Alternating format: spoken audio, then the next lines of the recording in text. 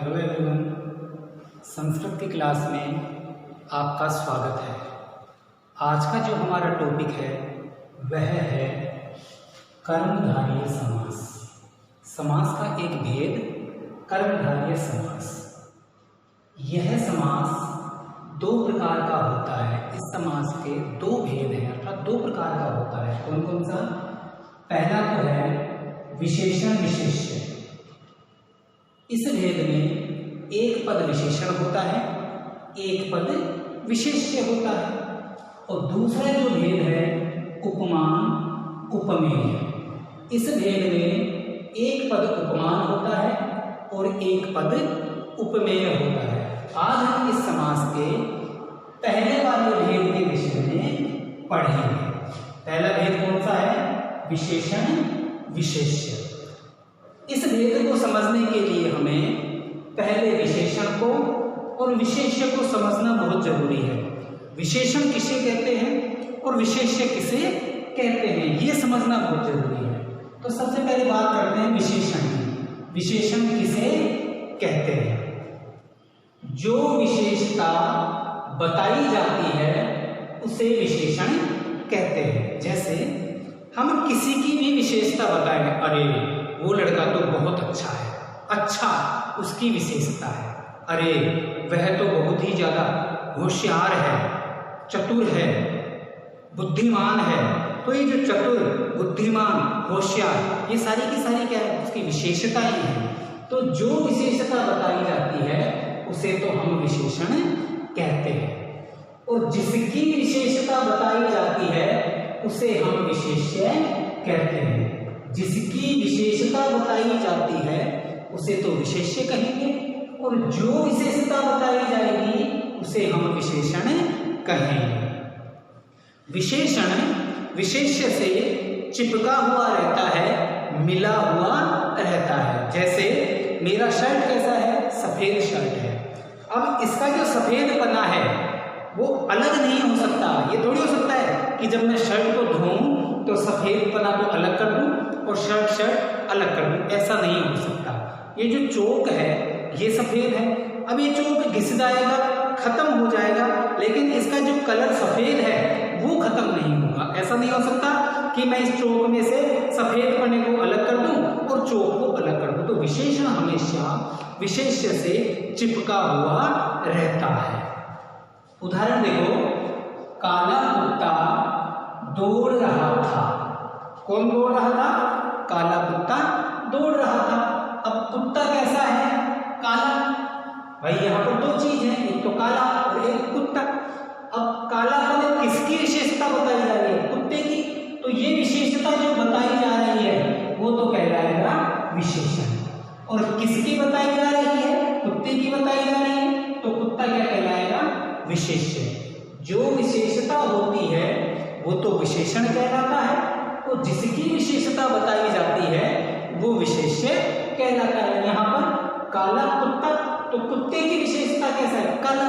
कुत्ते का रंग कैसा है? काला रंग है, तो ये उसकी विशेषता हो जाएगी। और किसकी विशेषता है? कुत्ते की, तो कुत्ता विशेषण हो जाएगा। ठीक है।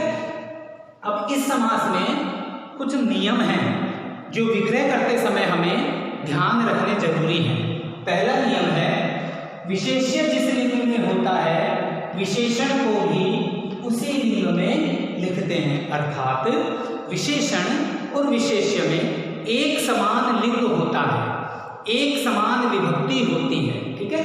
तो विशेष्य जिस लिंग का होगा विशेषण भी उसी लिंग में लिखते हैं या उसी लिंग का होता है। उदाहरण के रूप में देखो, आप घर पे बोलते हैं पापा अच्छे हैं और मम्मी अच्छी हैं। तो पापा कैसे हैं? पुल्लिंग। तो पुल्लिंग के लिए हमने कौन सा विशेषण लिया? पुल्लिंग का लिया। और मम्मी कैसी है? स्त्रीलिंग। तो मम्मी के लिए हमने कौन सा विशेषण लिया? स्त्रीलिंग का ही लिया। तो विशेष्य जिस लिंग में होगा विशेषण भी उसी लिंग में लिखते हैं। दोनों में लिंग समान होते हैं। दूसरा नियम है, विग्रह करते समय यदि समस्त पद, संपूर्ण पद पुल्लिंग का है तो विशेषण विशेष्य के बीच में च असम जोड़ देते हैं। सपोज करो, अगर समस्त पद पुल्लिंग का आ गया तो हम क्या करेंगे, विशेषण को अलग लिखेंगे, विशेष्य को अलग लिखेंगे। लेकिन जब हम विग्रह करेंगे तो उस विशेषण और विशेष्य के बीच में चय असौ जोड़ देंगे या चय असौ लिख देते हैं। यदि समस्त पद स्त्रीलिंग का है तो विशेषण विशेष्य में चय इयम जोड़ देते हैं, और अगर विग्रह करते समय समस्त पद नपुंसक लिंग का है तो विशेषण विशेष्य के बीच में चय तत्व जोड़ देते हैं। समझे? दोबारा समझो, अगर समस्त पद पुल्लिंग का है तो जब हम विग्रह करेंगे तो विग्रह करते समय विशेषण विशेष्य के बीच में चय असौ जोड़ देंगे।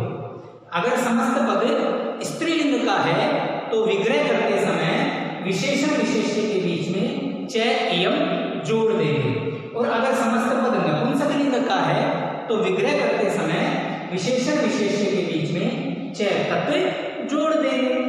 पुल्लिंग का है चय असौ जोड़ेंगे, स्त्रीलिंग का है चय इयम जोड़ेंगे, और नपुंसक लिंग का है तो चय तत्व जोड़ देंगे। ठीक है, उदाहरण देखो, समझ में आ जाएगा। उदाहरण पहला, कृष्ण काका।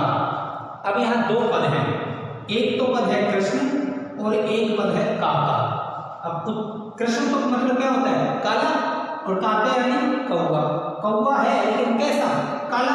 तो जो काला पद है वो कौवे की क्या है, विशेषता है, और कौवा क्या कहलाएगा, विशेष्य कहलाएगा। यहाँ कृष्ण तो विशेषण हो गया और काका विशेष्य हो गया। अब जब हम इनका विग्रह करेंगे तो कैसे करेंगे, काका शब्द कैसे में है, समस्त पद कौन से लिंग का है, पुल्लिंग का है, तो कृष्ण को भी पुल्लिंग में ही लिखेंगे और काका को भी पुल्लिंग में ही लिखेंगे। क्या बनेगा, कृष्ण काका। समस्त पद अगर पुल्लिंग का है तो बीच में क्या जोड़ देंगे, चय असौ जोड़ देंगे।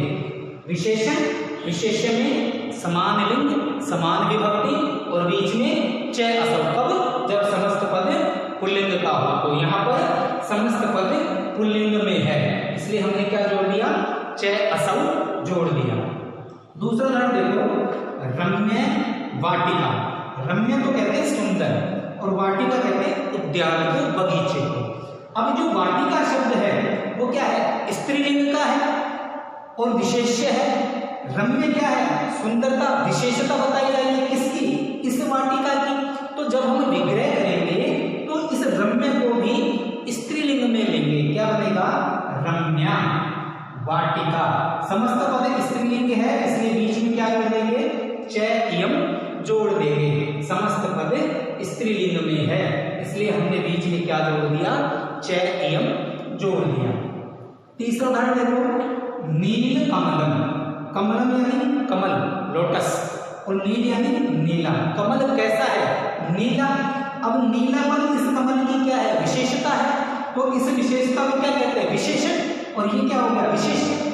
विशेष्य जिस लिंग में होगा विशेषण को उसी लिंग में करेंगे। विशेष्य कौन से लिंग में है, नपुंसक लिंग में, तो विशेषण को भी क्या करते हैं, हम नपुंसक लिंग में लिख दें। क्या बनेगा, नीलम कमलम। समस्त पद कौन से लिंग में है, नपुंसक लिंग में, इसलिए हमने क्या जोड़ दिया, चय तत्व जोड़ दिया। चय असौ, चय इयम, चय तत्व। इनका मतलब होता है जो।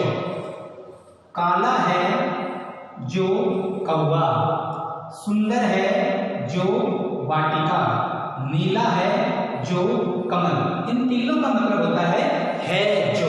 ठीक है, तो इसमें इस समास में दो पद होते हैं, एक होता है विशेषण, एक होता है विशेष्य। विशेषण कहते हैं जो विशेषता बताई जाती है, और विशेष्य कहते हैं जिसकी विशेषता बताई जाती है।